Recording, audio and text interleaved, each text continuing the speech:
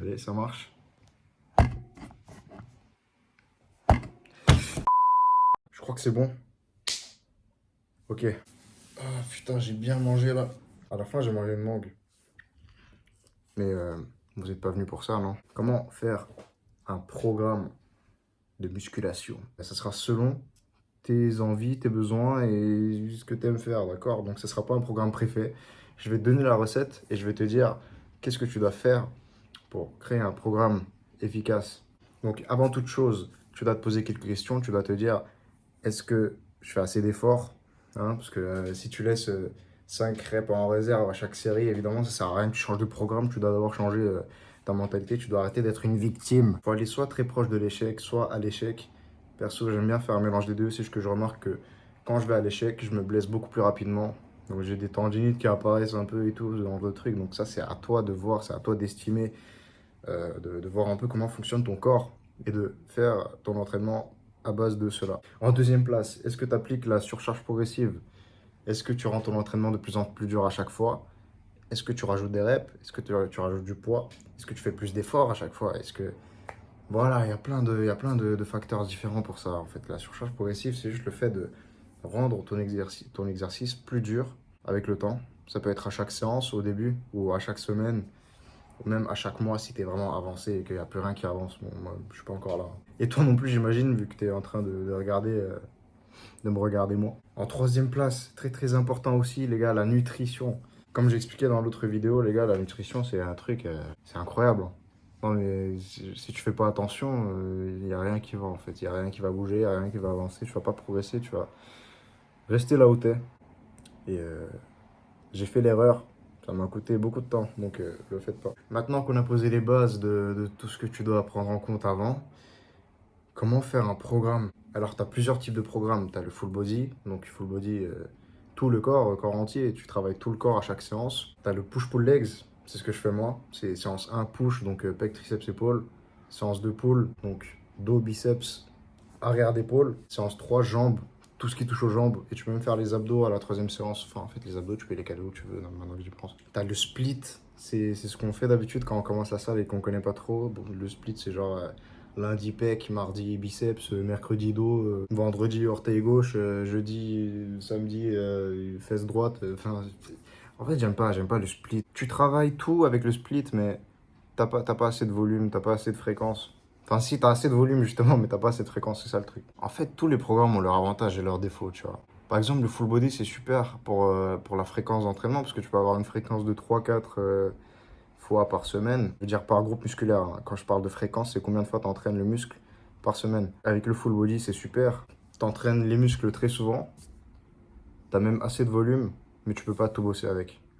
Tu pourras pas faire biceps, triceps, épaules, avant, arrière dans chaque séance, tu vois ce que je veux dire? Soit tu feras plusieurs full body différents, A, B par exemple, soit tu feras tout le temps le même full body, mais forcément il y aura des lacunes, il y aura des parties qui vont pas assez travailler. Dans le push-pull legs, je trouve que c'est un peu le meilleur programme pour moi personnellement parce que tu as assez de fréquence. En fait, tu as une fréquence de 2 fois par semaine parce que c'est push-pull legs, enfin, ou bien pull-push legs, mais moi je fais push-pull legs. Et t'as pas vraiment de lacunes parce que tu as le temps de tout faire avec le push-pull legs. Mais le défaut, c'est que tu dois aller à la salle 6 jours semaine. Il y a des gens qui aiment pas faire ça, ce qui est compréhensible, hein, évidemment, tout le monde n'a pas le temps. Le split, est-ce que j'ai besoin d'en parler? Bah, tu sais, il y a des gens qui sont très, très musclés et tout, qui font encore du split. Enfin, mais ça marche pour eux, mais j'avoue que pour moi, ça serait trop frustrant, tu vois. Enfin, t'arrives à la salle, tu bosses un seul groupe musculaire. C'est un peu bizarre de faire ça, je trouve. Pour moi, ça serait frustrant. À la fin, t'as le upper-lower. C'est vraiment le truc un peu à part que personne fait, je trouve. Enfin, personne. Après, je parle d'expérience. J'ai jamais vu quelqu'un faire upper-lower, perso. Mais upper, c'est en gros haut du corps et lower, c'est bas du corps. Donc, en gros, séance 1, tu fais tout. Tu fais push-pull. Et puis, séance 2 tu fais les jambes et peut-être même les abdos. Je crois que les abdos, tu les mets dans le lower, je sais même pas en vrai. Et donc, le choix que tu vas faire, ça va dépendre du temps que tu as, à quel point tu kiffes la salle même en fait. Donc voilà. Moi maintenant, je vais te donner la recette pour un bon programme. Tous les mouvements qui doivent être présents dans le programme pour qu'il soit bon. Au niveau du haut du corps, tu dois toujours avoir une poussée horizontale. Enfin, quand je dis horizontale, c'est par rapport au corps, hein, c'est pas par rapport à la gravité. Horizontale, ça peut être du développé couché. Ça peut être des dips, ça peut être du développé halter, ça peut être les machines. Il faut que ça soit polyarticulaire, les gars, parce que le câble, ça compte pas. Ok, le câble, c'est de l'isolation, ça on le fout à la fin si on a envie de le faire. Là, je parle de polyarticulaire. Ça veut dire ça bosse plusieurs articulations en même temps. Je pense que polyarticulaire, le grec, tout ça. Donc, comme je disais, poussée horizontale et puis poussée verticale aussi. Très important la poussée verticale. Parce que moi, une fois, je m'étais rendu compte un petit peu que ça sert pas à grand chose d'un point de vue performance, la poussée verticale. Enfin, c'est ce que je croyais en tout cas. Et puis, quelques semaines après, je me suis rendu compte que j'arrivais plus à faire ça. J'arrivais plus à faire ça. Et en fait, bah, quand tu fais pas de overhead press, un mouvement de presse vers le haut, tu perds de la souplesse dans les épaules. Et donc ça peut mener à une mauvaise posture, ça peut mener à plein de trucs, des problèmes au dos, etc. Donc je te conseille de mettre une poussée verticale dans ta séance, hein. Mais par contre, j'avoue à part le overhead press, je vois pas trop ce que tu pourrais faire d'autre en poussée verticale.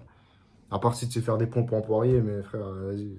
Qu'est-ce que tu fais sur cette vidéo si tu sais faire des pompes en poirier déjà? Ah putain, la mangue que j'ai mangé là tantôt, là, tu sais, quand tu manges l'extérieur, il reste que le noyau là, et tu croques comme ça dedans. Bah là maintenant, j'ai plein de fibres de mangue entre les dents, c'est horrible, je vais aller chercher un cure-dent, frère. Beaucoup mieux. Je vais aussi aller me chercher une canette de Monster. C'est un zéro, hein. Donc il n'y a pas de sucre dedans, ne vous inquiétez pas, je vais pas gâcher ma sèche avec. Je retourne à mes explications. Donc haut du corps, on a dit poussée horizontale, poussée verticale. Ensuite, tirage horizontal, tirage vertical. Tirage horizontal, qu'est-ce que c'est? Tu peux faire du rowing bar, même si j'aime pas trop, parce que moi ça me fait un peu mal au dos ce truc. Sinon, tu as le rowing câble, donc tirage assis à la poulie. Tu as aussi le tirage bûcheron, qui est vraiment pas mal d'ailleurs. Voilà, il y en a d'autres, hein. Il y a aussi les machines assistées, mais en fait, je vous conseille toujours de faire les exercices poids libre, parce que les machines assistées, t'as pas la stabilisation qui vient avec. Et puis, si tu fais que ça et que tu retournes au poids, tu vas galérer un petit peu, tu vois. Donc, autant prendre les poids directement. Et donc, tirage vertical, le King of Kings, les gars, traction. Si tu sais pas faire de traction, c'est vraiment une priorité, je trouve. Tu devrais apprendre les tractions aussi vite que possible. Je te conseille les élastiques de chez Decathlon. Tu prends le plus gros, tu commences par le plus gros, tu fais des reps. Puis dès que tu es à l'aise avec, tu prends des élastiques de plus en plus fins jusqu'à arriver au dernier élastique et enfin ne plus en avoir besoin et le jeter. Enfin, tu le jettes pas, tu l'utilises pour de l'échauffement après, mais bon, tu m'as compris. Et après avoir fait les deux mouvements horizontaux et verticaux, donc ça, les gars, ça dépend de la séance, hein. Si tu fais un push, évidemment, tu vas pas mettre du tirage dedans. Là, je parle juste d'une recette complète pour bosser tout le corps. Il faut que tout ce que je vais te dire là, ce soit présent dans l'entièreté de ton programme. Il faut que dans la semaine, tout ce que je te raconte soit bossé. Au moins 2 fois. Donc c'est par rapport à ça que tu vas faire ton truc. Ensuite, on arrive au bas du corps. Au bas du corps, t'as le quadriceps, t'as le l'ischio-jambier. Donc quadriceps, c'est l'avant de la cuisse. Ischio-jambier, c'est l'arrière de la cuisse. T'as les fessiers et t'as les mollets. En gros, tu fais un exercice focus quadriceps. Je te conseille très fortement le squat. Je te conseille d'éviter le leg press. C'est la machine où t'es couché comme ça, là, et que tu pousses avec tes jambes. Le squat, frère, c'est le meilleur exercice jambes. Le squat, il n'y a rien de mieux que ça. On va voir ce que Tom Platz y raconte, hein. C'est pas moi qui le dis, ça. Ensuite, après l'exercice focus quadriceps, tu dois faire un exercice focus ischio-jambier. Tu peux faire du soulevé de terre, jambes tendues. Ensuite, après avoir fait tes exercices polyarticulaires, tu arrives aux exercices d'isolation en fait qui vont t'aider à combler des lacunes, à devenir plus fort dans les exercices polyarticulaires, donc avoir plus de gains, avoir plus de muscles, avoir plus de force. Les isolations, les gars, les exercices monoarticulaires qui bougent une seule articulation, tu les mets à la fin de ta séance. Tu mets pas ça au début, parce que si tu le mets au début, ça va te faire un point faible pendant la séance. Tu vas fatiguer un muscle essentiel à ton exercice polyarticulaire avant de faire ton exercice polyarticulaire, ce qui va entraver ta progression, bien évidemment. Après, il y a des gens qui aiment faire ça. Moi, j'avoue que je comprends pas trop. J'ai déjà entendu un mec me dire moi, je taffe les biceps avant de faire le dos, comme ça, je sens mieux le dos, mais je vois pas pourquoi tu sentirais mieux le dos en fatiguant ton biceps. Justement, tu vas pouvoir tirer moins lourd et tu vas pouvoir faire des reps moins propres, justement parce que ton biceps est fatigué. Du coup, j'avoue que je comprends pas trop. Donc voilà, pour la poussée, en isolation, tu peux faire de n'importe quel exercice triceps. Bon, évidemment, il y a des exercices qui focalisent plus une tête du triceps que l'autre, etc. Bon, moi, je te conseille un peu de jouer avec tout ça et de voir ce que tu préfères. Puis biceps, bah, tu as tous les exercices de curl. Pour les épaules, tu peux faire des élévations latérales. Pour moi, ça, c'est le meilleur exercice deltoïde latéral. Le deltoïde avant, t'as pas vraiment besoin de le bosser, mais tu peux faire des élevages comme ça, avant, frontal. Et pour le deltoïde arrière, les gars, très important, le deltoïde arrière, parce il est très souvent sous-développé chez les gens. Il l'était chez moi aussi, et puis maintenant, je trouve que ça va, tu vois. J'arrive plus trop à le contracter, là. Ah, voilà, vous le voyez maintenant. Voilà, on le voit, là. Enfin bref, depuis que j'ai commencé à le bosser, il a explosé mon deltoïde postérieur. Donc ça, c'est un muscle essentiel pour plein de trucs, les gars. Ça te rend plus fort au tirage, ça améliore ta posture, tu te tiens plus droit, t'as plus de charisme, bosse ton arrière d'épaule. Donc pour ça, tu peux faire l'oiseau comme ça, genre en mode, tu sais, tu te penches comme ça et genre tu fais l'oiseau comme ça. Ou bien tu peux aller sur la machine de pec fly, là, mais tu te mets à l'envers et tu fais ça. En gros, tu t'ouvres les bras pour bosser l'arrière de l'épaule. Quant au bas du corps, ce que tu peux faire, c'est que tu peux bosser en isolation. Encore une fois, tous les muscles que je t'ai dit, donc le quadriceps, tu fais des extensions jambes comme ça à la machine. Le l'ischio-jambier, tu fais des exercices comme ça à la machine. C'est bizarre ce que je viens de faire. Si tu veux travailler les fesses, tu peux faire les glute bridge là. Moi, je fais pas ça parce que, les gars, je vous jure, j'ai un gros cul, j'en ai marre. Des fois, je me dis, putain, mon cul, il est trop gros. Et j'ai peur de prendre encore plus du cul, tu vois. Et du coup, je fais pas d'isolation cul. On arrive au mollet. Le mollet, c'est très très important de le bosser parce que sinon, tu auras des mollets comme ça. Et d'ailleurs, moi, mes mollets, ils sont toujours pas très développés. C'est parce que je les bosse pas assez, sûrement. En gros, pour le mollet, il est conseillé de faire un exercice où tu es debout. Et genre, tu sais, tu fais. T'as compris ce que je voulais dire? J'arrive pas à le faire avec mes doigts parce qu'ils tournent pas dans l'autre sens. Tu fais un exercice mollet debout. Tu vas bien jusqu'en bas pour bien étirer le mollet. Ensuite, tu remontes bien et tu gardes la contraction pour bien contracter. Et tu dois faire ça, tu vois. Ça sert à rien de sautiller comme ça sur la machine. Franchement, t'es pas obligé de mettre 80 kilos sur la machine mollet. Et tu prends un truc que tu peux faire entre 10 et 20 reps. Il faut aller à l'échec pour les mollets, les gars. Il faut aller à l'échec. Parce que sinon, ça prend pas. Le mollet, c'est un exercice qui demande un volume de dingue. Enfin, par rapport à mon expérience. Et même comme ça veut pas pousser, putain. Et souvent, j'ai l'impression que la plupart des gens ont une mauvaise génétique mollet, dont moi. En fait, le mollet est inséré trop haut. Du coup, bah, ta jambe a l'air plus fine. Le mollet, c'est comme le biceps, tu vois. En gros, le mollet, tu sais, au lieu d'être inséré là, bah, il est inséré là. Bon, c'est pas mon mollet, hein, mais t'as compris l'analogie, j'espère. Après l'exercice debout, il est conseillé de faire un exercice assis, parce que ça bosserait un muscle qui est en dessous du mollet extérieur. Je sais pas comment appeler ça autrement, d'accord? Quant au volume d'entraînement, les gars, je suis allé sur le site de... Comment il s'appelait l'autre? Bref, je suis allé sur le site de ce gars, j'ai oublié son nom, je vous le mets au montage, pour voir le nombre de séries qu'il fallait par semaine, par groupe musculaire. Et en gros, le mec, il dit, pour les pecs, 8 à 12, pour le dos, 10 à 16, pour les deltoïdes, donc l'épaule, hein, 8 à 12, pour les biceps, 6 à 10, pour les triceps, 6 à 10, pour les quadris, 6 à 10, pour les ischios, 6 à 10, et pour les mollets, 4 à 8. Ce que je trouve très bizarre. En fait, moi, les gars, je vous conseille pas de suivre les trucs comme ça à la lettre, parce que c'est basé sur des études scientifiques. Et les études scientifiques, quand il s'agit de sport, c'est pas... Comment dire?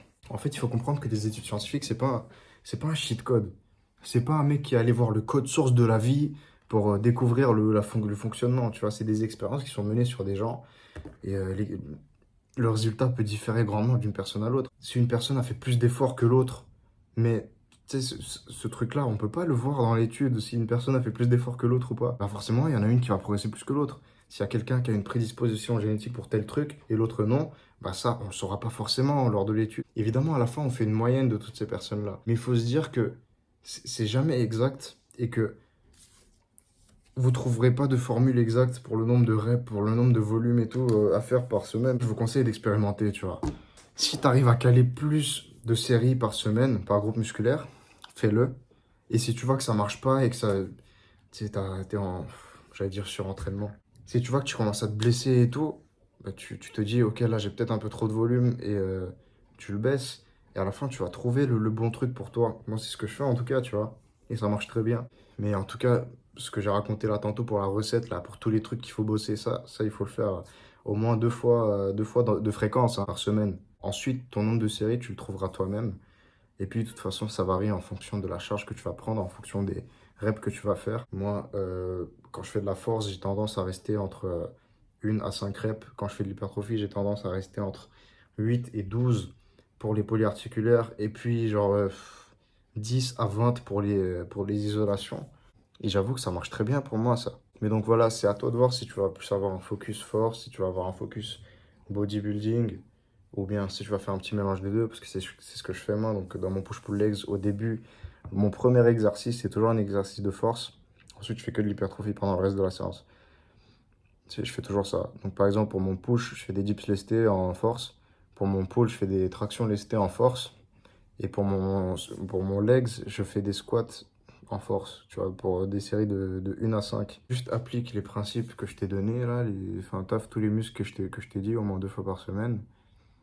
Trouve ton propre volume, choisis tes propres exercices, choisis des trucs que t'aimes bien. Du coup, tu dois trouver ce que t'aimes et tu dois faire ce qu'il faut pendant assez longtemps jusqu'à ce que tu aies des résultats et puis juste continuer, quoi. Et puis quand tu as ton programme, tu vas pas le changer à moins qu'il ne fonctionne plus. Tant que ton programme fonctionne, tu ne le changes pas, tu continues avec. À part si tu vois que tu as des lacunes à certains endroits de ton physique, ou pas forcément au physique, mais genre lors de la performance et tout, tu peux le changer un petit peu évidemment pour améliorer tout ça.